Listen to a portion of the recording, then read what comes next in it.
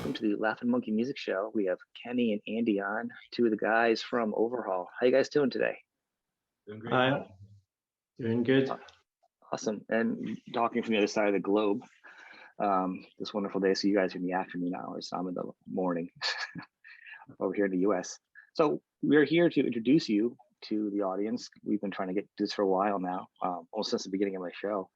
But COVID's been, kept you guys kind of busy. Indeed, But yeah.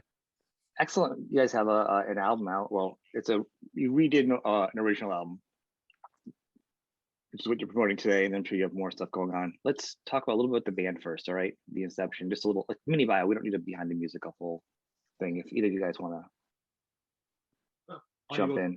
You jump in. Anybody help me here? Kenny? All right, I was waiting for you, Andy. Sorry. Yeah, Overhaul's we've been going for quite a few years now. What we're saying, Andy, about 1998 maybe we met? 97 definitely, but for you and me, it's about 98. Yeah. And yeah, it's kind of, I got to know Andy because we lived in the same village and worked in the same city and got the same train quite frequently. And Andy worked in a music shop that I visited quite a lot, and we just got started from there. And he was like, "You want to come and jam?" And the next thing I knew, it was like, I'm in a band. So that was my experience of it. We didn't really set out to do I didn't answer any Musicians Wanted adverts. I didn't do anything like that. I just sort of accidentally ended up in a band, and I've kind of been accidentally in the band ever since. So sounds like serendipity, accidentally. It works out. Yeah, it's so that's kind of been my experience of it. And Andy's, I think, got more stories to tell because it's a lot. He's written all the songs thus far, although I'm threatening, and sort of has the vision. So I'll let Andy speak a bit more now. Yeah, well, obviously next year marks our 25th anniversary of the creation of Overhaul. So there's been plenty going on. There's been plenty of lineup changes. There's been some famous people in the band, not so famous people in the band, but it always seems to come back to Kenny and I getting back together and, writing music and playing music and making it kick like a mule, So, yeah. So the Overhaul's got a kind of lot of stories to tell, but I think you need more than one show for that. Well, we'll have you back for more. We're just this is more of an intro. This is Overhaul 101. Yeah. So which really kind of neat. So this album we're going to talk about, you actually had it mixed over here in the US actually, in Massachusetts. Yeah, Justin Pleats for which is not that far away from me, actually. It's a state away from me. All right. Yeah. Kenny and I are big kind of Sonic Youth and Dinosaur Jr. and Sebadoh fans. And when we originally recorded this album, we had like Nirvana's In Utero in mind and, that sound. Mm-hmm. But I think we just weren't that ready to do that, to get that sound and get that thing 18 years ago. So when we came back to it, we decided that we wanted to get somebody like Justin to mix the album, but unfortunately COVID hit, so he could only do some of the songs. So the rest of the songs I actually mixed, but the ones he did, man, it's the closest we'll sound to Dinosaur Jr. or whatever, he did a great job on them. Oh, the album's really produced really, really well. And I like a lot of those bands you mentioned. Sonic Youth, a real soft spot for those guys, especially. I think a lot of people do. I saw them on Goo. That must have been. That was just so good to see them because they had a little bit more, financial almost behind them too for the tour. So you get to do a little bit more, you get a little more, more sound check, a little more, so they can be them. The bigger you get, the more you can be you. For bands though. True. It's not always bad to catch them as they get bigger. So that being said, let's talk about this new album. You want to we can break down a couple of tracks. Want to go through some of the tracks too? Yeah. Okay. any particular track you want to talk about, Kenny, or You want to flip flop through them? We'll talk through. There's only a couple tracks. Maybe only 10 tracks. So we Probably can kind of talk. easy start at the beginning with I'm Scared. I'm scared. Yeah. All right. Well, I wrote that song coming back from rehearsal one day, and it was just this. I had this riff, this kind of that sounds cool, and it was just a concentrated block of I would say about kind of 20 minutes, maybe from Glasgow to Loch Winnock on the train, and in that 20 minutes, I was able to rattle out the lyrics for this thing.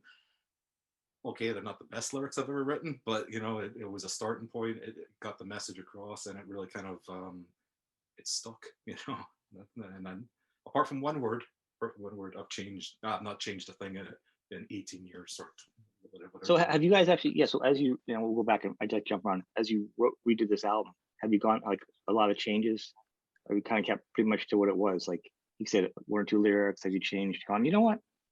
Riff should be here. I want to mix it up a little bit. Have you kind of gone back and tweaked it a little bit more now? No. The song's pretty much remained the same. Yeah, there's been a few things, minor things. The one word in I'm Scared that Andy's talking about there is, would that be repulsional? It was, yeah. Which isn't a word. And that's one of these things. Always kind of bugged me about that song. And finally, when we were, had the chance to redo it, I did think, right, is he gonna use the word that doesn't exist? But no, proper. I almost think you should probably rename the song that. Totally owned it. Gone the other way with it. Or that's your next album title. Emotional. And yeah, other than that, it was sort of a couple of tracks that restructured slightly, and I'm Scared. I'm playing a slightly different thing on the bass during the verse than I originally did. But other than that, the album's pretty much the same. A lot of it comes down, I think, to the fact we've played the songs a lot over we've played them for 25 years, and something like I'm Scared is the one that we use to settle our nerves when if we've not played for a while or anything. We'll usually sort of blast through that and see if it still works. So it's generally it's when we start, if we start a lot of shows with it, because it's just fairly immediate and also good gauge of how things are going to go. So yeah, I'm a big fan of it. How about the gear? Has it changed over the years? You probably keep it similar to what you guys when you started playing the songs on it. Same type of guitars, drum sets. Have you changed bass? You change around effects. Oh yeah. I used to have a massive pedal board. I think at one stage it might have had like 18 effects on it. Now I've whittled it down to maybe kind of 5 or 6 pedals that I use. I was a big Jazzmaster fan back in the day, but now I'm using kind of Les Pauls exclusively. But yeah, Kenny, I can't talk for you about bass, but yeah, on my side, it's kind of remained largely the same. It's the same. I've actually continued to use my main bass, which is a black precision bass with a jazz bass neck on it, and that goes through a big muff and maybe a couple of other pedals. There's a couple of fun things that I do in other songs that I might get to later, but over the years, the main thing that's changed for me is that I've reduced the amount of the bass amp technology has moved on, and you can now get a bass amp that you can pick up with one hand and get quite a lot of sound out. Whereas in the olden days, it was lugging incredibly heavy things around and not having much fun with them. So that's part that's crazy. A lot of bands can do it now. You can take like a small little piece of gear and plug it into the system, and you can replicate all of your sounds now. It's all copied and digital.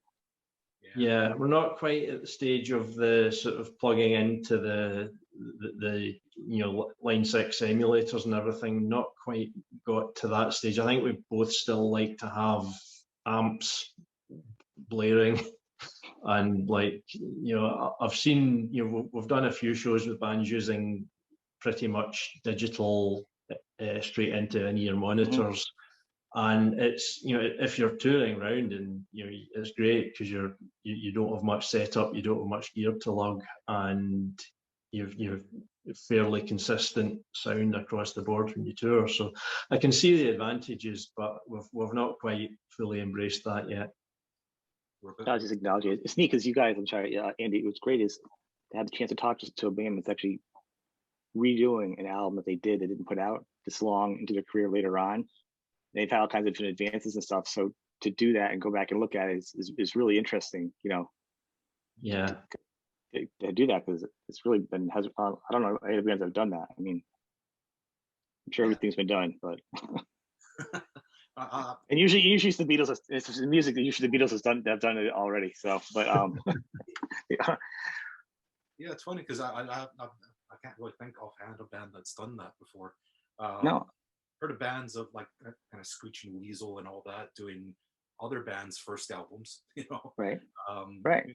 When they did the Ramones album, but no, I've never heard of a band to go back to do an album. But yeah, I can think of a couple of things that Iron Maiden did B-sides of re-recorded original of like the early stuff, re-recorded it with Bruce Dickinson, right, back in the like sort the of bigger hits and stuff. Yeah, back when it was that was when Seventh Son of the Seventh Son came out, which is 1987 or something. So it was just it was them at the height of their powers at the time, with the current singer instead of the previous guy. And I don't think I don't think it's quite the same thing, and obviously it's definitely not, because it's Iron Maiden. I also think that, I know that, I almost think it helped the time because that was a very keyboard album for them. So I think having Bruce do some old school stuff maybe have appeased some old school fans too, that they weren't totally, you know what I mean? That's just an opinion on it, But to your point, yeah, this is great. Let's hop into a couple songs. We'll keep picking back and forth. What about Say What You Will? I like to break down songs. Yeah, Say What You Will was a kind of it started off as just a funny riff. It was just something I was messing around with, noodling with, and then it turned into something. I started adding a lyric here, a lyric there, because if you listen to the song, it's the same chords over and over again, so it is kind of a repetitive thing. But it turned into a song that I was messing around with a couple of chords. That's it. That's really all that really has to say about it. It was crazy. A lot of songs. So if you really think a lot of songs are repetitive, you never really thought about it. I started playing guitar a few years ago, and I'm like, never realized how repetitive a lick was. And I'm like, I don't even know how bands play their songs after they record it the first time. Like it's like even like Back in Black, like any riff, you're like, oh my god, did that over and over and over again. It's probably more fun at somebody else's. Well, you listen to the Stooges TVI. I mean, that is just that's a perfect example of a repetitive lick. And we always play it. Just because it's simple or it's repetitive doesn't make it energetic any less. So, but yeah, that's the magic. What about reaching for the star? And actually, we'll talk about that. And yeah, like the cartoon. That's a great title too. I think those are two good. And actually, I like the way they're placed together in the album. I think album placement for songs is kind of important. Thank you. Reaching for the Stars it was actually one of the first songs I wrote. It's actually about a friend, my best friend, and him going up to the top of this island that I live on. So that was about him. But there's two different versions of this song. Reaching for the Stars was recorded on the Here and There album with Victor De Lorenzo of the Violent Femmes. He was the drummer and producer on that album. It was a great version, but it was always kind of, that version was very, very laid back, and I always wanted that kind of the grit that was on this version, but that never came through. And I just decided, you know what, it was a fantastic song. While Kenny and I were playing it, we're going to do it again. It was part of that album. We're just going to do it again. No questions asked, nothing like that. We're doing it. So, and we got it the way we wanted it to sound. So. In doing this and step back, I actually have. I've been listening to over the course of the year your other albums too. So it ties in very strong. It's not like it's a huge jump. You're like, oh wow, you know what I mean? So it places nicely. Later on it can be confusing for the fans. Like, wait, this was the first one, or there are third or fourth album with an EP, or you're like, because of how it's put out, but it's if it's perfect or linear in your songwriting, you know what I mean? It doesn't jump out crazy. But it's a very solid album too. I mean, I'm glad you guys redid it, because it really would have been a crime to let all these songs just kind of. Yeah. One of the fun enough, one of the Kenny, you can probably say this better, but I always remember reaching for the stars when we originally recorded it. Did you not have a bass that had like matchsticks in the frets or something like that? Yeah, I'd converted my bass to fretless by ripping the frets out and filling the gaps in between with modeling putty. That worked out for you. My kid was going to do that too. Yeah, like last week. And I recommend it as something to try. You'll soon find out whether you're any good at fretless bass or not. I'm just about good enough to, when we recorded the song originally back however many years ago, that was the song that I was like, right, if I'm going to use fretless on anything, it's going to be that one. And tried it, and it fitted okay, but I think I definitely prefer the new version. And again, with that song though, it was for the stuff that we'd been doing at the time. It was a bit of a departure from the sort of very, very guitar-y, noisy type songs to do then this more the ballady thing. And we've played it acoustically, we've played it with full electric guitars and all points in between, and it's a fun one to, it can be done in a number of different ways, and it's fun to sort of have that versatility in a song. It's a good song. Are we gonna be doing like lead off songs for this too, some singles and videos, anything for this album to kind of any plans? Like, as we're talking about being a ballady, a good mix-up song, you can kind of go unplugged with this one. It sounds like a single. Yeah, well, we do have some plans to kind of do some acoustic stuff, or the run up to the album. If we can get around to doing it, it will be done, but it will be done eventually, But next year, like we said, is our 25th anniversary. So a lot of the stuff I think we're trying to keep for next year, because we'll come back to that in a little bit, but there is some big news happening. Cool. And we don't need to squeeze anything out of you either, so we'll do it in a process that you want here. Just kind of thinking as we talk about it, especially that's a big number for a band. It's you get a lot going on, and then being locked up with COVID, you redid your album, so that's a fan favorite. The title, "Yeah, Like a Cartoon," which is pretty cool. That's actually a big good album title too. Yeah, yeah, like a cartoon. If you, like many artists, many kind of musicians and all that, I kind of suffered from depression very early on, and this song was basically me trying to say what I felt, about the world, about kind of how it can be quite a kind of unsettling place at times, whereas in a cartoon everything seems fun and joyful, unless you're the Roadrunner and then you're constantly being chased, but no, you forget the kind of the Disney type things.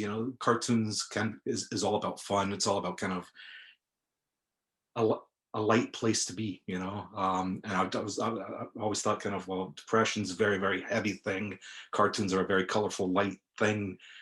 Trying to mix the two, it was just me trying to fumble my way early songwriting through trying to say what I felt, try and give a point of view about depression and have a little fun doing it, but yeah, it's relatable. Everybody, we all deal with it at many levels, myself included. I think almost you can't do anything music or creative unless you deal with some level of depression. Even to me as a kid, cartoons seemed depressing. Pepe Le Pew was like stalking the other skunk there. Yeah, I said, like everything, like Snow White with all those seven creepy dudes. Like, if you really look at the stories of every single thing, you're like, what is going on in this world? Yeah, so Yeah, but that was me. I was just Sorry, wait for me to ruin your childhood. Sorry, when you were trying to answer your question. Yeah. So yeah, that's like a cartoon. Again, lyrically, I was just fumbling my way because I was just starting to write songs and stuff like that, and it was I loved the riff of it. You know, it's one of these things I always came back to. Even if I was trying guitars in a guitar shop, it would be that riff I would do. You know?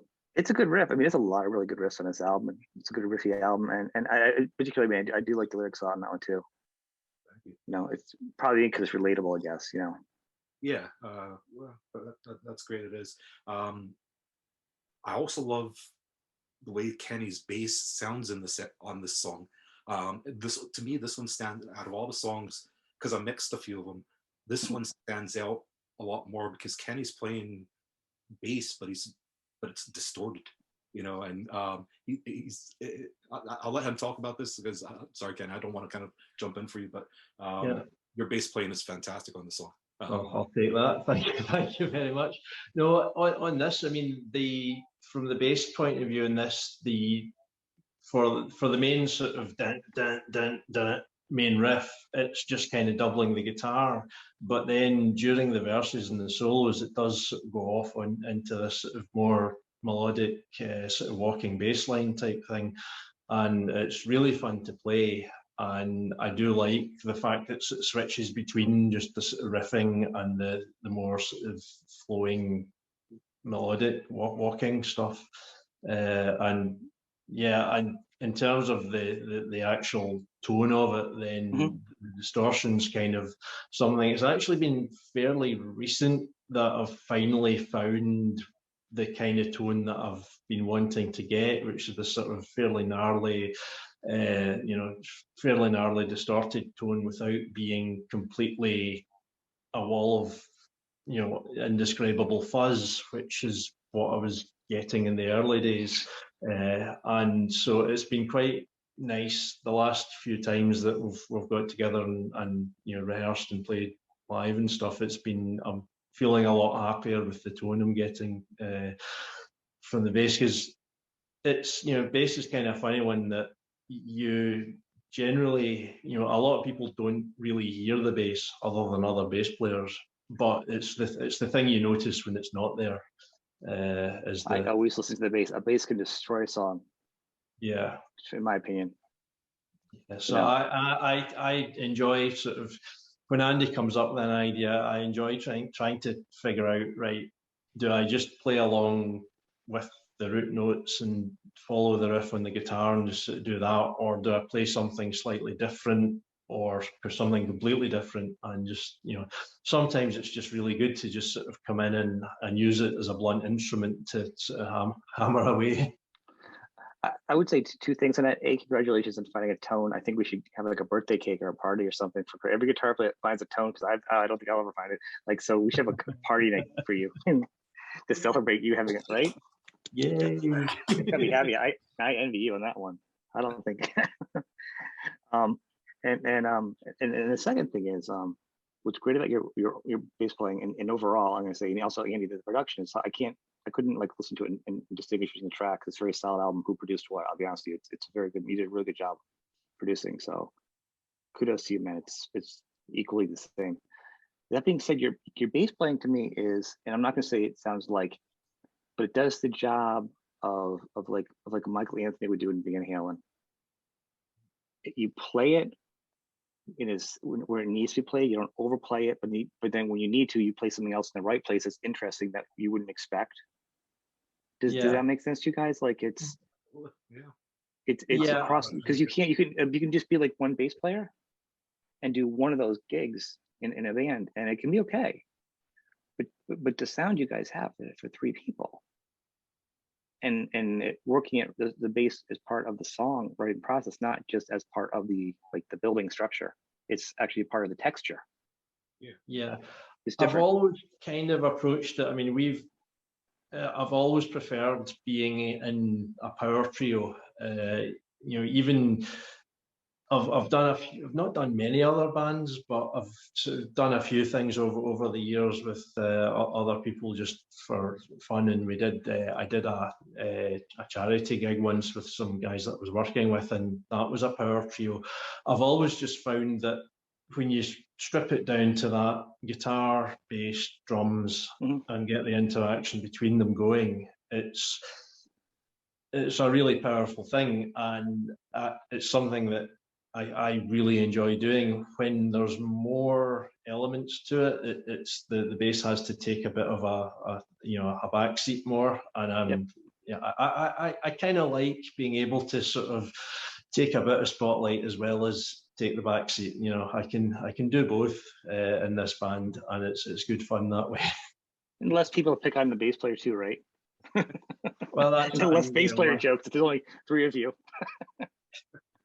That's true, but I mean, as you know, bass players are just chronically misunderstood. So I know, but the attempt, if you like, pull off the fretless, if you become a fretless bass player, no one can say anything. That's the best defense right there. Well, fretless anything is out of control. That all came from. I was a big fan of Jeff. I still am a big fan of Jeff Ament from Pearl Jam, and I find him. I'm not necessarily always a massive fan of Pearl Jam. I've fallen in and out of love with him over the years, but his bass playing's always been really interesting, and his sort of attitude to, he gets basses built and they're always really interesting basses and stuff. So that's kind of where he's one of my influences there, in terms of just how everything works and just being not afraid to actually try stuff. And one of these days I'll get a 12-string bass, but not yet. Oh, you're out of control, dude. You need your island. That's it. Fantasy. How about you? Do you find a tone you're happy with? Are you kind of got your own tone? Yeah. Feels like this album, you have a good sound. You have a pretty consistent sound, but overall though. Yeah, it took a while to get the tone that I've got. Because like Kenny was saying, I think it was at the start, it was very much kind of, jangle, jangle, jangle, roar, Yeah. That big muff on, and just let the kind of thing drown everything out. So and the Marshall. Marshalls, yeah. But now I've realized through working with other people and through some great advice and help from Trace Foster, who's the guitar tech for Joe Perry, Cheap Trick, Angus Young, list goes on and on. He has given me so much advice over the last couple of years that I'm more overdrive than I am distortion or fuzz. So my tone comes from simple overdrive, really. If it's a rat pedal, or Kenny actually builds pedals, and he built me a kind of rat, is it tone bender kind of thing. I love it. It's one of these things. You slap it on immediately, it roars. But it's an overdriven roar.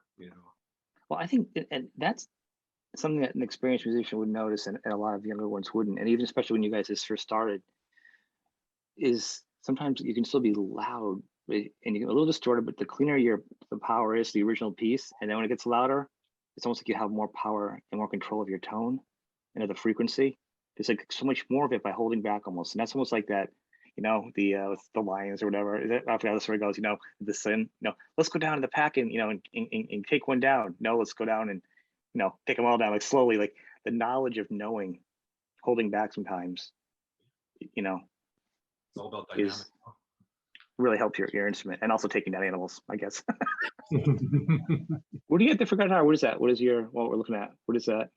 Oh, this is one I built. It's one of these kit guitars. This is actually this is a weird one. Check that out. Explorer neck, Les Paul body. I like that. I've looked at doing a kit guitar, but I hate electronics. I have to find somebody who's doing my electronics for me. I can put everything together, but I'm like, well, not everybody should be doing the the electronics of a guitar. It's very easy. You can't go wrong. Well, you can, but you only go wrong once. I would think I would get the wires. I would get it just right, and then I'd be playing it shaking, and then my wiring, my it would break or something. I'm like, come on. That's what I think would happen to me, Yeah. not the concept. That's fun. It's a fun guitar there. What do you got in it for? Sorry? What's it loaded with? Oh, it's Seymour Duncan. It's a custom. Yeah, Eddie Van Halen. Pickup. nice. Is it 79 custom or something like that? I don't know. I got it on Facebook Market. Somebody was selling one in Glasgow and picked it up for 50 quid. So can't argue. Well, I always ask people because I'm on the red guitar behind me. I'm playing with, redoing it at some level. First, it's going to change the color. Then I'm going to put new stuff in it. So I'm looking for advice and input. So, let's talk about how long to be with you. It's Well,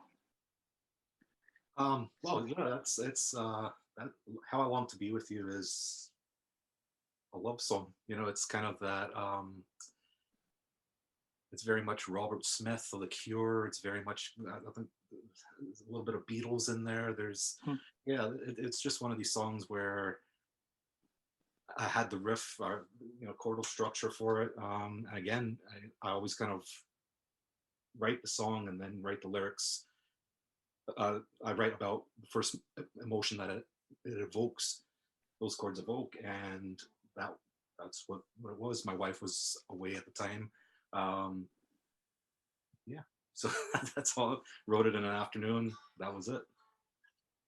it's always the best lovey ballady songs people have. It's usually missing or heartbreak. And I'm always thinking, man, if I've ever a song about something that like I was so sad about, and then it became big, and they had to sing it all the time.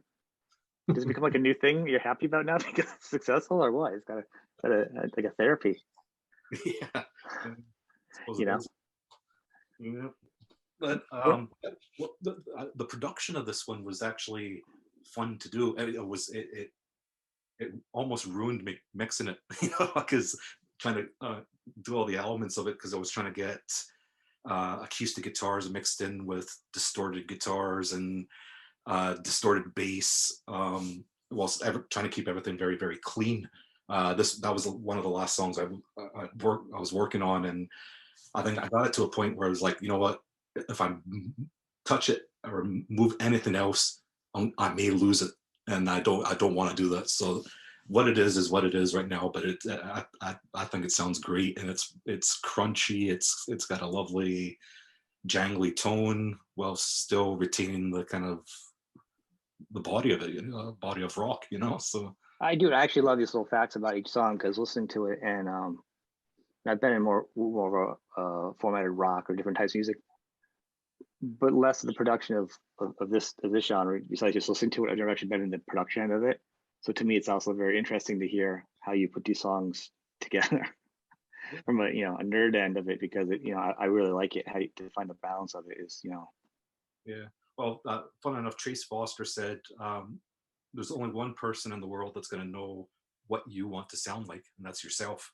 So learn how to do it, and best advice, so that's what we've done.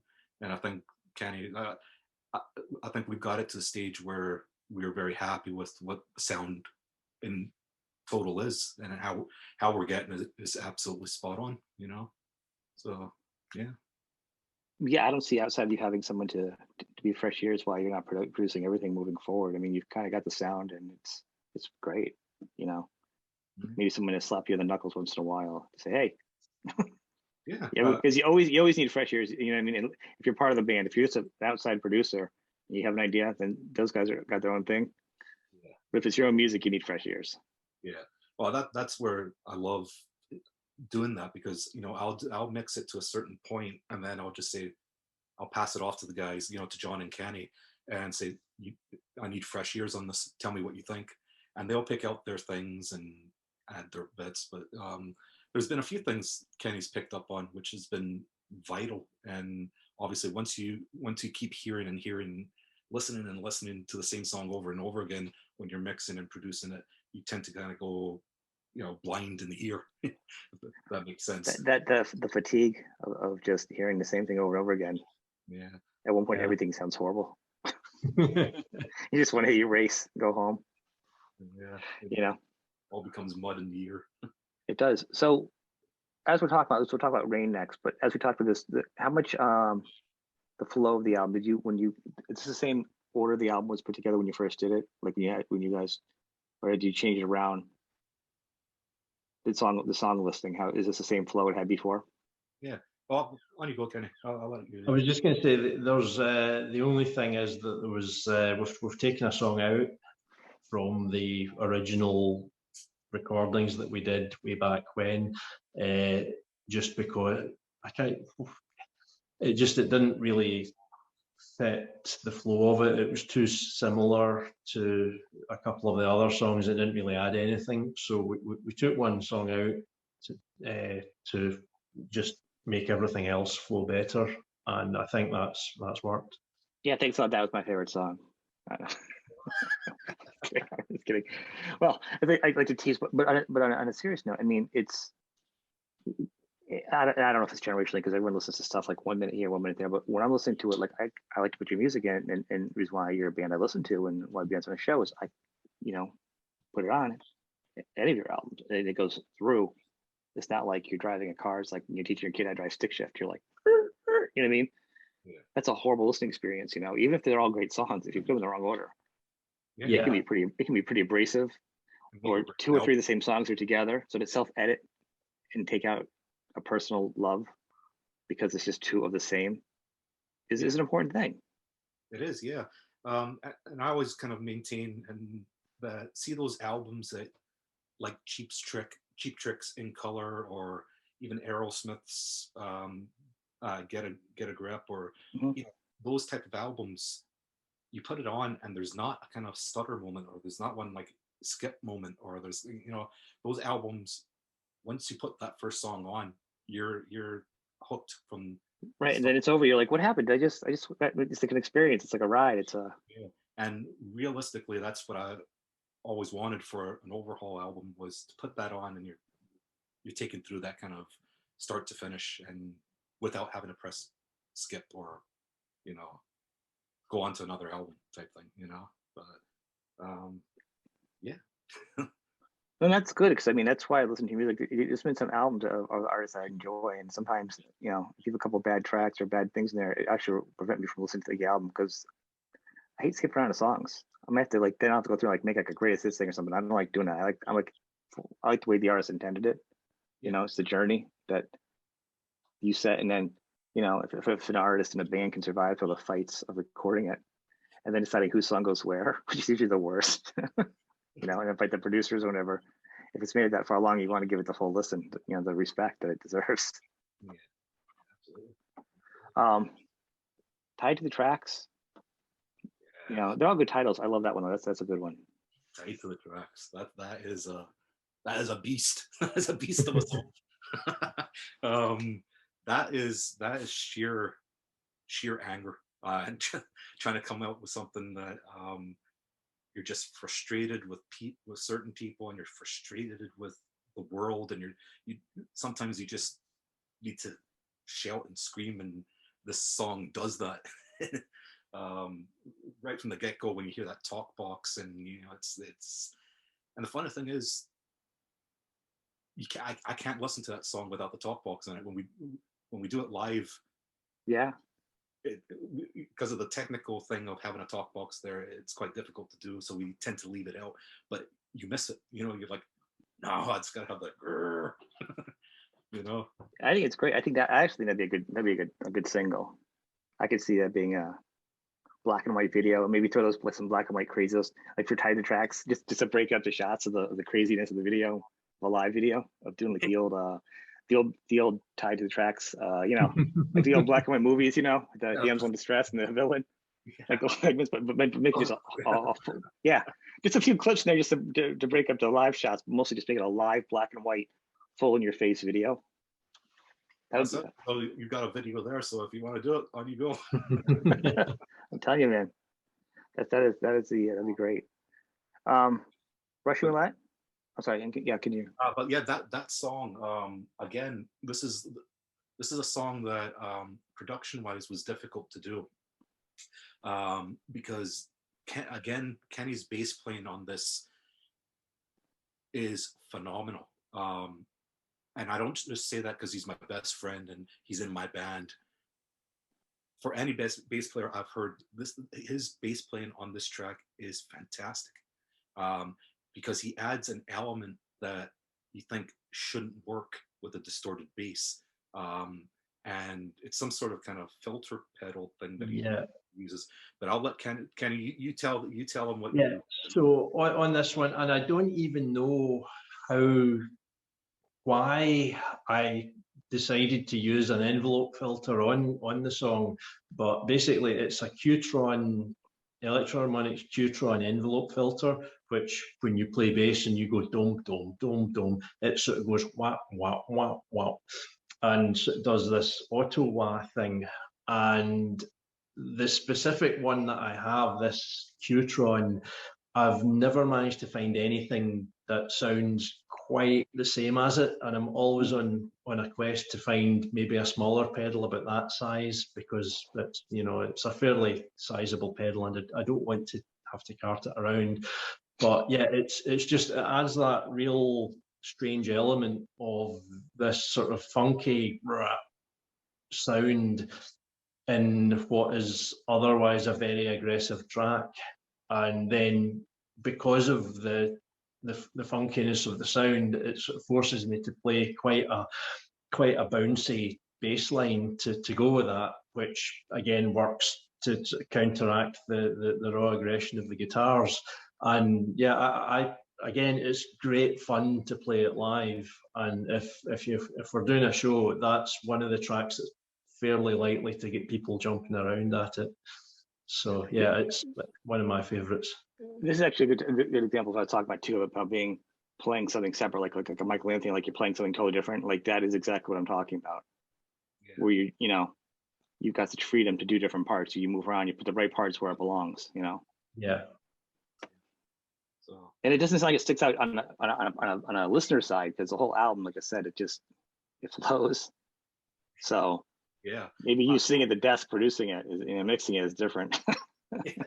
I mean, it's a difficult thing to do, to transfer that kind of live performance into a studio environment, and that's why all of these songs were recorded us live in band in a room.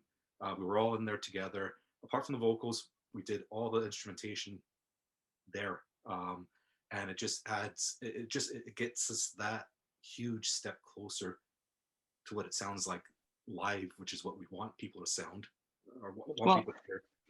So I'll tell you, one of the things I do if I'm listening to somebody and I'm doing something like this with an artist I like is I'll do a couple different tests. You're like, oh, can you listen to it? Is it a good song? And then there's different types of music. Can I listen to it if I'm working? Can I listen to it if I'm doing yard work or driving? Like, what I'm saying. And then I start breaking down the production of it. So this one, I actually went from earphones, and I got my better headphones, and I really went really deep in this album, because I'm like, wow. So which wouldn't have been a bad thing if it wasn't. But I'm saying what was interesting is because of I'm not a genre, because I do hear Beatles, but the 90s is strong, but then I hear a lot of newer stuff too. So I don't feel it's a dated sound. I mean, you have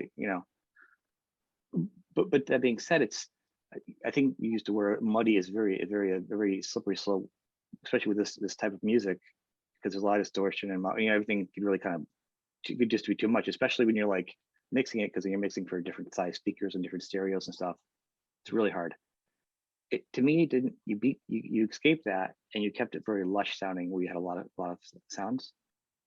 And when I really put my headphones on, I could still hear the crispness of it. Like if I really listen to it, you could drill down, because there's so much. It's very lush, and that's what you hear first, especially on smaller speakers. Oh, thank you. So I mean, mission accomplished. That's a challenge. Well, it means a lot. Because a lot of hard work went into it, from all of us. And you're lucky, because I listened to it this week a lot of times too. I would have given you hell. all constructive criticism. I can take it.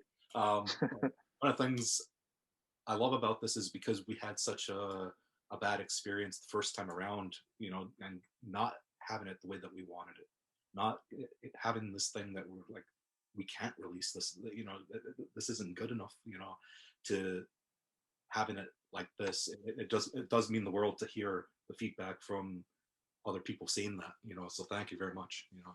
Oh, I take production very seriously. Actually, the book over there I was just reading recently, production, I still follow it and love it. I mean, so I went to school for that originally. Just I couldn't sit this the other time anymore. I couldn't do it. As a young person, I just so Russian roulette. That's a interesting. Where'd that one come from? Again, had a frustration for somebody. I won't go into who that is. But yeah, it was just one of these things that all my life, it was just one of these things that had been happening. And then it got to a realization stage where it was kind of like, I'm out on my own. I'm doing, you know, I'm living life the way I want to live it and type thing. And you start to see things in a different light and different perspective. And you know, one of the first things you do as an adult is, well, you should do, is learn how to say, no, that hurts, stop that, I don't want that in my life anymore, you know. Right. And basically Russian roulette is me again fumbling through early stages of songwriting, trying to not swear too much, but But musically it feels like you're breaking free too, though. It feels like, you know, the statements being said musically too. Yeah, what I like about it is it's kind of like that Seattle, not Seattle, that Minneapolis sound, that kind of early kind of Soul Asylum stuff, you know, the punk stuff, the Purdue, the Replacements, that kind of riff is just, it's driving, and it's very of that scene, you know. You know, you'd imagine hearing that in 1984 or something like that, and you know, opening for, you know, Loud Fast Rules, or you know, one of these guys, you know. And so yeah, I always feel like sprinkle. There's always, especially with all those guys, it always feels, and I can hear a little bit now. It always has like a little sprinkle of melancholy. oh yeah, I mean, you know, a dash here, a dash here, a heat here. It's so cold there, so there has to be a full here, yeah, in there, you know. But no, yeah, it is a fun song to play. Again, I really like Kenny's bass playing on this one, and even John's drumming on this one was exceptional. You know, I really enjoyed it. So actually, we didn't talk about the drums itself, but for me, it's just the production on them are very. I love get drums a challenge to produce, because you really gotta be careful, because otherwise you sound either dead, or you're compressing it, and then when you compress it, it's going to destroy the dynamics of the rest of the song. Exactly. You know, and with especially with a lot of your songs, I couldn't even imagine if you just cut compress the drums on your song, because that's a big part of it. But it has a really good live full sound. Yeah, which is a challenge. Well, here's a little secret, right? Don't tell anybody about this, right? No one watches this show except for my mom. Here's the secret of that sound. You take, you know, these in films, when you're making movies, you see this big long shotgun mic. Yep. Well, we took one of those and you put it about kind of 6-7 feet above the snare drum, and then you pass that through an 1176 at 20-to-1 ratio, and you smash the hell out of it. You put that on a separate track, but you bring it in with the drums. You've got. That sounds. That's good. That's actually awesome. You know what it reminds me of? It sounds a lot like how Rush did some of their stuff. You ever hear how he was doing his stuff? Yeah. I know one time he used to tape like a lavalier at one point here, his chest. They drop him from the ceiling, right? So when he's drumming, wherever he's pointing, he's going to pick it up here. Okay. Yeah. Well. But then he would also do the mics, the drop sounds. Like there were so many. I love that, and that's another. Well, here's another little tip that we did on this album. Is overhead mics. Yep. We're right behind the drummer, right at his ears. So what you're hearing is what the drummer's hearing as he's playing. So it's a different perspective, but it adds more to the live feel of what we're trying to do. And that it holds better. It sounds live though. It sounds much, fresh. Yeah. But again, that's all thanks to Trace Foster. He taught me a lot of stuff. So I think it's worth also mentioning John's performance on. I mean, obviously he's played fantastic stuff all throughout the album. My favourite bit was at the end of Rain, Oh, of course. where that I think was the first or second take is the one that we went with.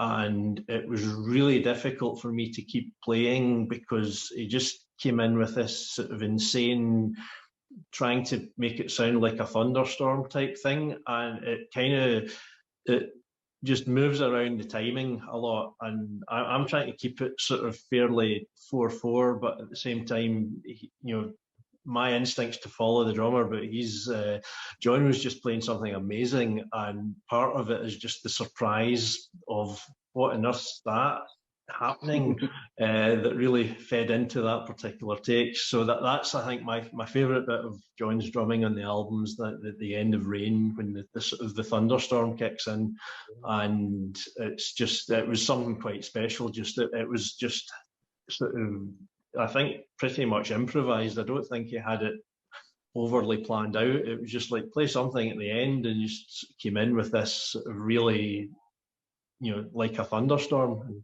Yeah, if drumming can, if that could be a piece of art, it was out of this world. I have to go back and listen to that separately now. But the problem is, there's so much on this album. I've already listened to it a bunch, and each time I hear something different. You know what I mean? You first time you Jethro Tull, you listen to everything else, and one day you're like, oh my god, the drums on this is incredible. Like you're like, and then all you hear is just the drums for just you don't hear anything else, just the drums. You know what I mean? It's one of those things where like I keep going back, I keep hearing something different. And that'll probably be happening for a while. That's a telltale too. It's almost like you raised the bar with your first album now, re-releasing it. In production wise. Yeah. Yeah, it's all good. It's really good. How about drawing the line? Drawing the line, like again, I was an angry guy at the time, plain and simple. And it's one of these, like I said about the Russian roulette thing. There's a point where in life where you just have to kind of say no.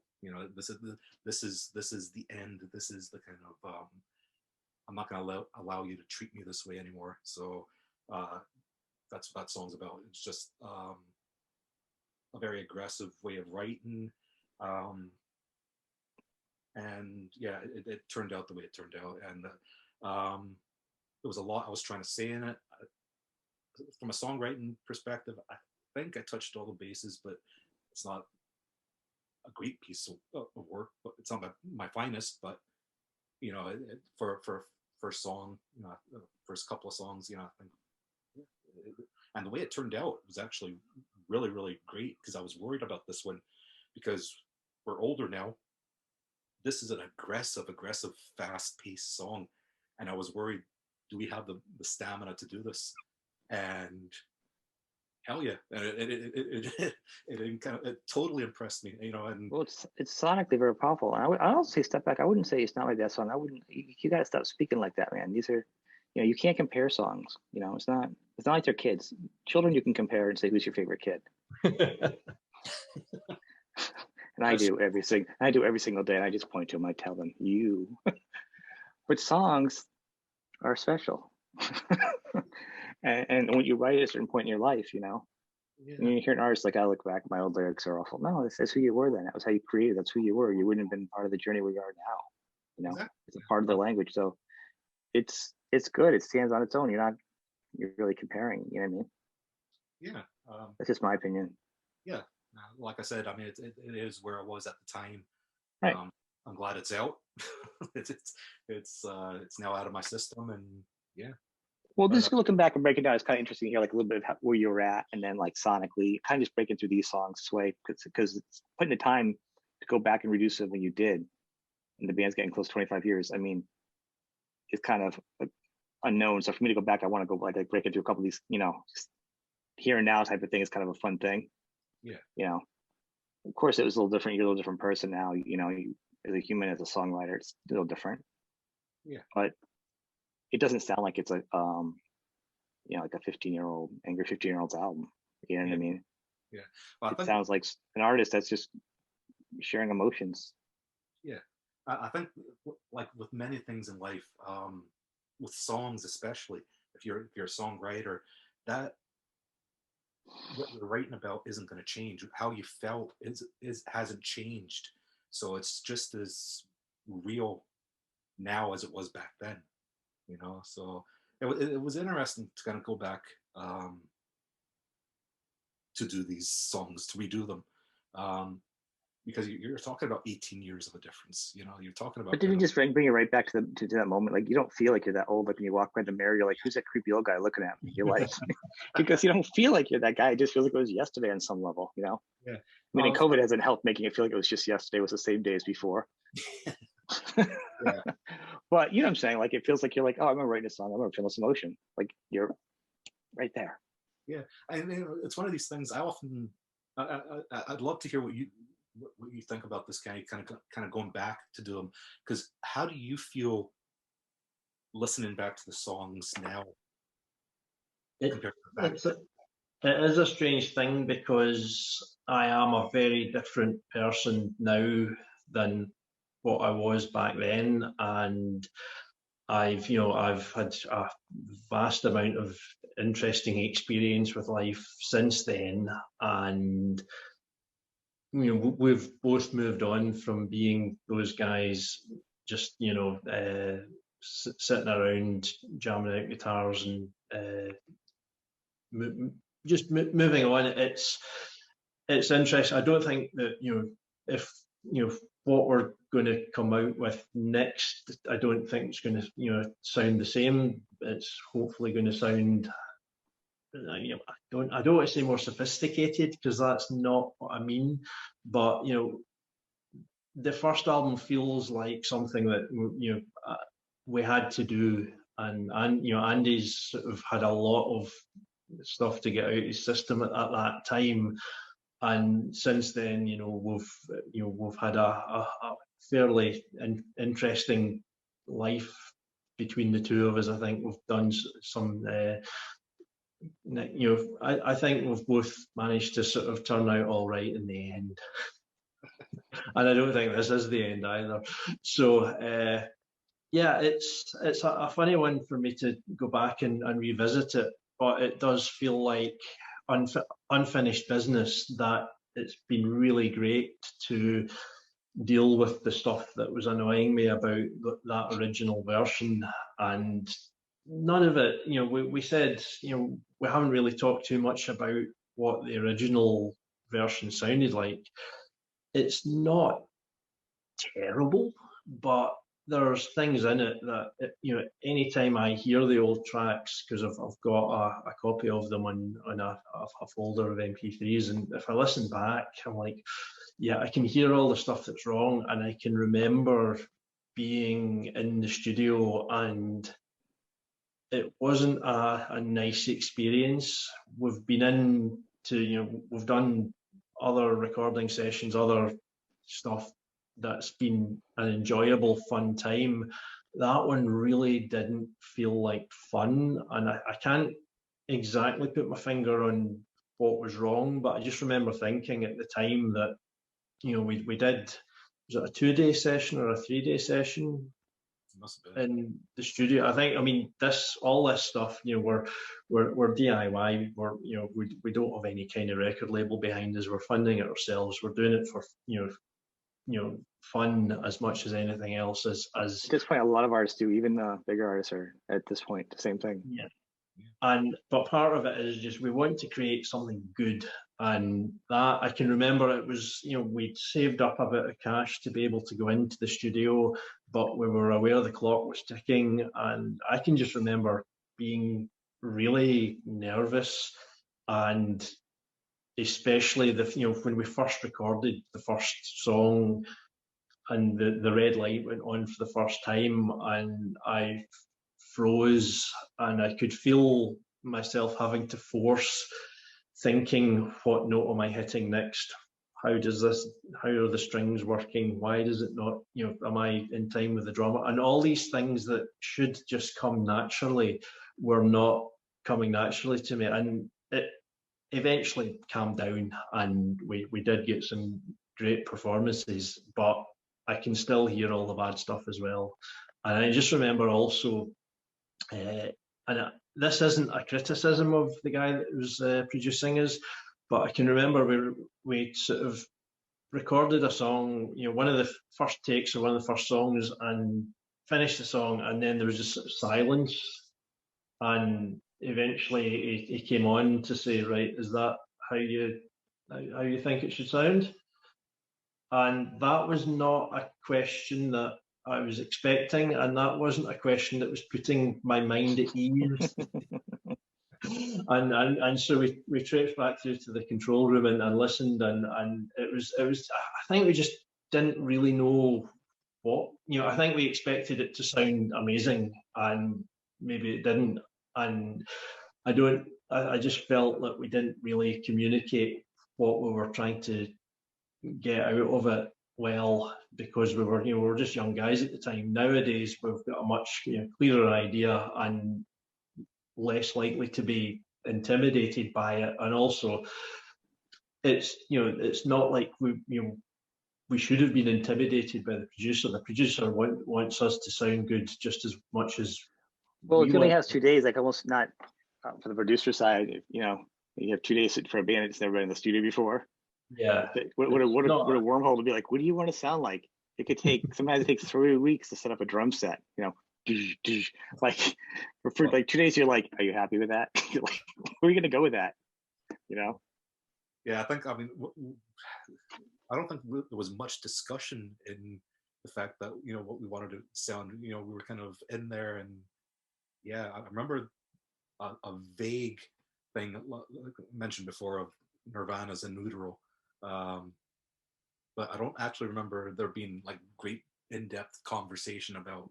I think I just remember we set up the gear that we had at the time and played the songs through the gear, and that was that. And I think, on reflection, maybe blasting everything through the Marshall at high volume, and sort of then having a very clanky, I can't remember what bass amp I had at the time, but it was quite sort of clanky sounding, and it didn't really sit well with the guitar, and just it was all.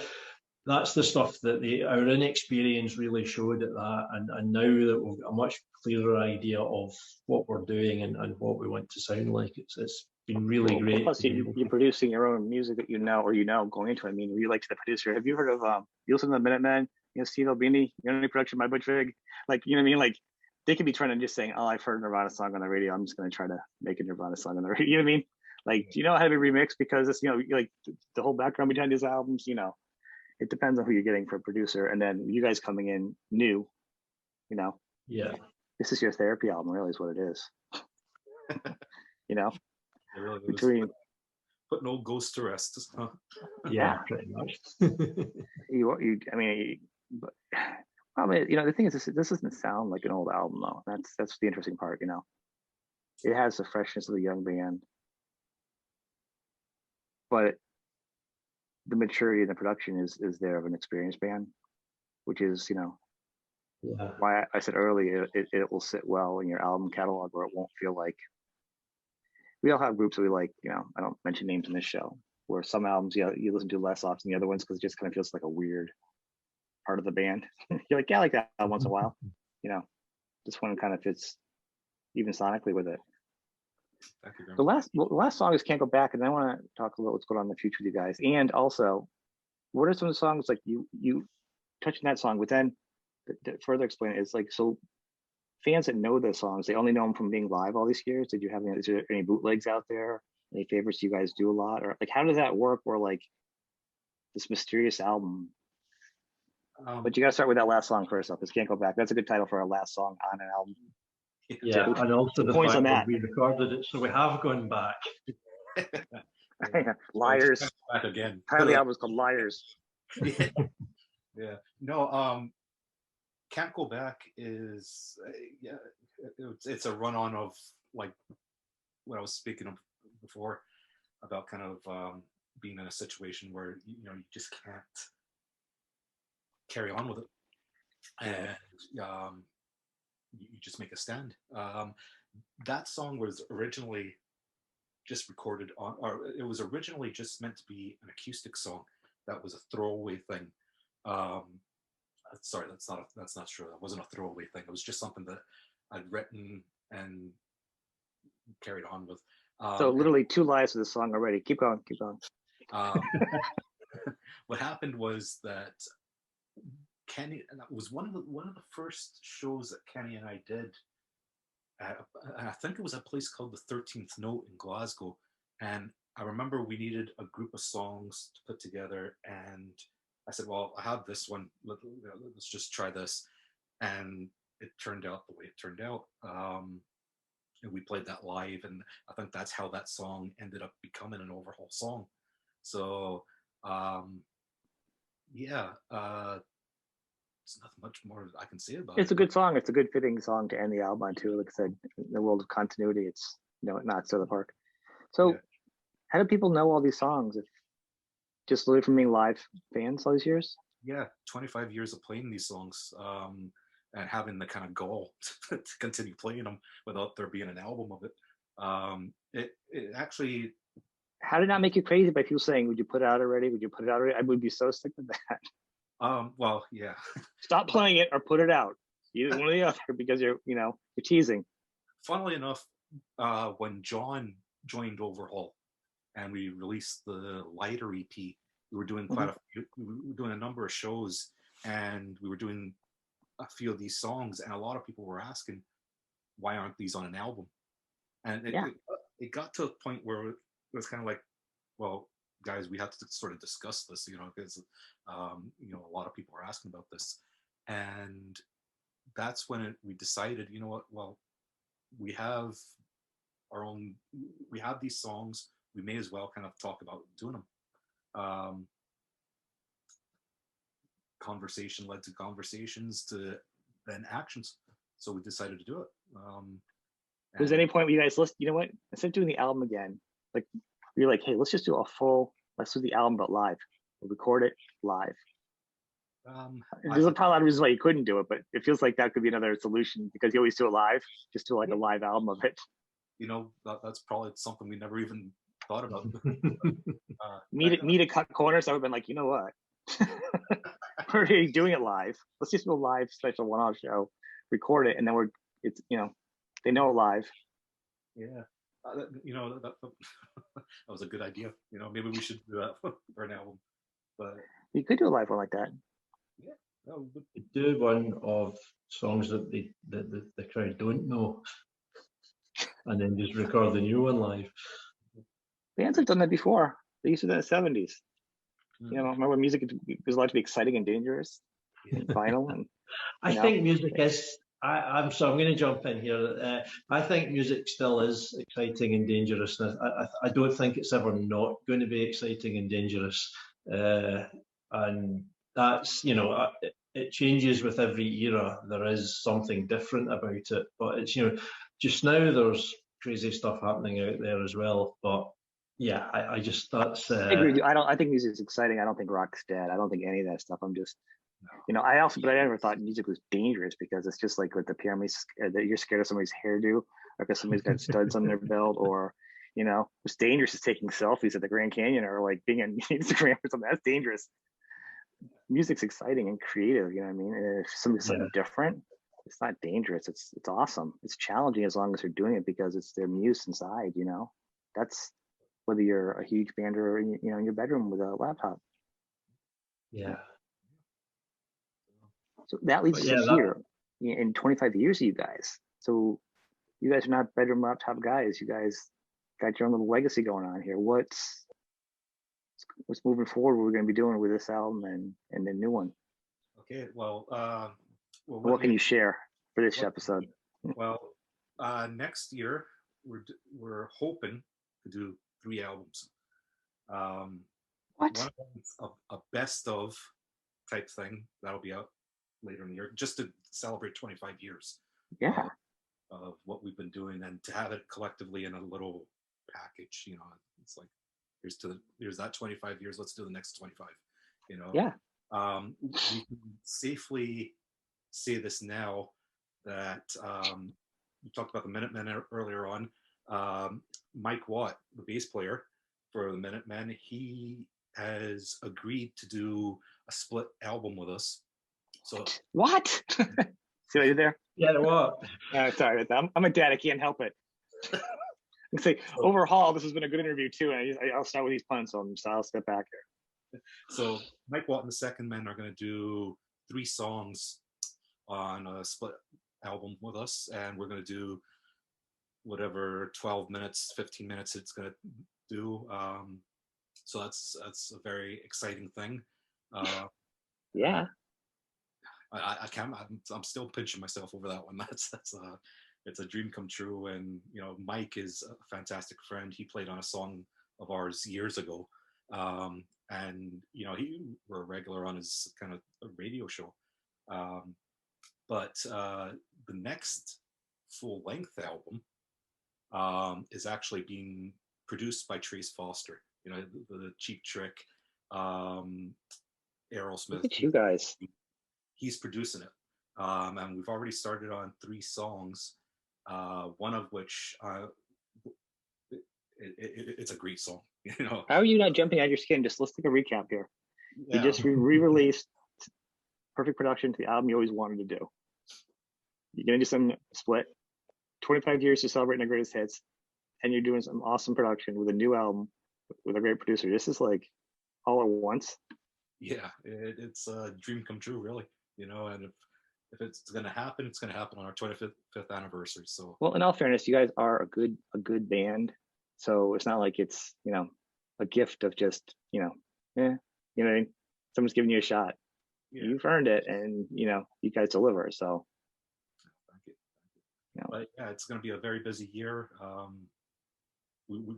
You're happy to come along for the ride, all the way through it. We will. You will. You'll be back. I want updates. We'll have you back. You can do all kinds of things. Yeah. Celebrate you guys because you guys do kill it. Here's a little tidbit for you as well. The 28th of September. That's when we're releasing the album, but it's also Kenny's birthday. So we're gonna have to happy Sweet 16 party, release party, kind of little drink to him. It's gonna be a special. Right, they were doing the Sweet 16 and Never Been Kissed party. Good for you. That's really good. See, you guys, good things are coming. It was a rough haul for everybody. Past year, but at least you guys got some light at the end of the tunnel. Yeah. It's been a fantastic journey so far. Long may it continue. And you know what? The one thing about music is it's fun to do, but it is joyous when you're doing it with your best friends.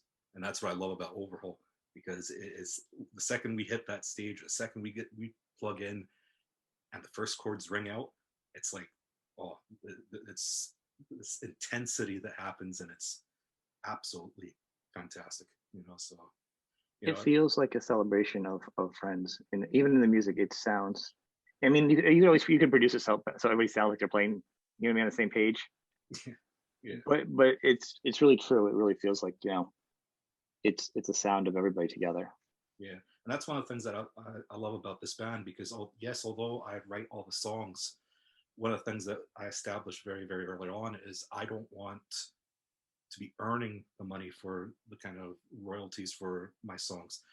All of that goes into one pot. And if we become millionaires, we become millionaires together. If we become just the way we are, that's it, But I don't want it any other way, where any friction, any kind of bad feeling steps in because of money, that tainted thing, Just talking about it got Kenny upset and he turned himself off. Look at that. See, it's a very sensitive subject. So, I was dusting a bit of dust off the screen and hit the wrong button. So I'm making the guy who does technology as well. So I actually think it's good. I think and it's the model of some of the successful bands, and it's also the model of how the biggest bands were broken up. Yeah. And how songs are picked out. Like, honestly, because if you're not worrying about money, you're doing it for passion, you're going to get the best product at the end. Yeah. From everybody. And we just want to have fun doing it. That's the end of the day. It's as therapeutic for us as it is for somebody listening to it. It's just fun. And the second I think you lose that, you should, or in threat of losing that, then you really have to kind of reassess everything, you know. Unless you're making so much money, it really doesn't matter what people how you feel, because you got to pay for a lot of cars in a big house and 3 ex-wives, and that's another show.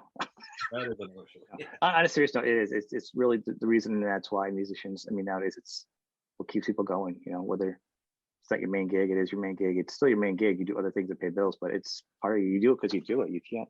You really couldn't do anything else. I mean, even if you weren't, you know, you'd still be picking up your guitar at the corner, your bass. You'd still be playing in your house or you parties. It's just who you are. Yeah. Yeah. Exactly. Yeah. In your blood, you know, it's something that you have to do. You know, it's good fun.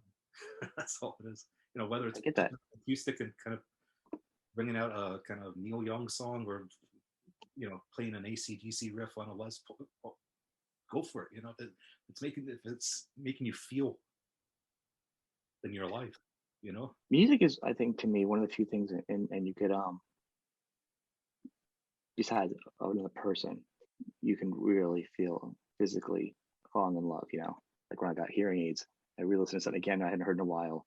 Where you listen to like different mixes of songs, or like I started picking up guitar, I started playing songs that it was background music because you feel like it's whatever sound, and then you play it, you're like, oh, I get why everybody loves like that simple riff. It's so fun to play. It's ridiculously simple. Like, and you're like, it's like, you know, some song you wouldn't think like you heard your parents play or something in the car. So you know what I'm saying? It's like ridiculous. And you're like, that's kind of fun. Yeah. You start to fall in love with it again because it's just so many avenues of pleasure. Yeah. Well, fun of things, we got invited to do this podcast called The Best of Scottish by the Best of Scottish. Mm-hmm. And one of the things that wait, there's another podcast besides me? Son of a well, Overhaul. You start listening to all these kind of Scottish songs, and we're trying to figure out what song to do. So you're going through, and then you start hearing Maggie Me, and then you start hearing stuff by Texas and you know, Paolo Nutini. But then something comes on like the Bay City Rollers, Shang-a-Lang. You know, you're thinking, oh my God, that is such a twee song. But I bet you if you played that on any dance floor, everybody's up there and giving it kind of Shang-a-Lang, you know? There is no such thing as guilty music, I say. Dude, I'm ashamed of none of my music. I listen to so much crazy stuff, you know? That doesn't mean I listen to everything popular music either, but there's a lot of stuff I listen to that, you know, not cool. Yeah. I don't care. So, if you enjoy it, then it's good. Huh? That is it. So the release is on the 28th of September. Big things coming for you guys. We will have you back again many more times. You know, I got a couple ideas of some specials we can do with you, and I want to keep pushing this machine ahead. Finally, now we got to talk too, because you know, like I said, you were gonna be one of the first bands I did, and you know. Yeah. And now I think 117. I literally think like probably about 105 shows have gone by waiting for you. Oh well. I actually didn't have gray hair before we started this. Before I just waiting for you, I didn't have gray hair. Now I have a full head. So. Hope it was worth the wait. It was more than worth the wait. You'll be back again. I want to thank you guys for being on the show, man. We'll bring John back on this one. Yeah, it'd be nice, right? Yeah. Awesome. Well, thank you for being on the show, guys. Okay, thank you. Sean. Okay.